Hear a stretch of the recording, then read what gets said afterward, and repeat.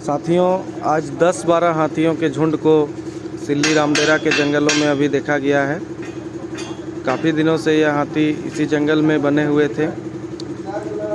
आज बाहर निकले हैं, इसलिए ये लोगों की नज़र में आ गए हैं।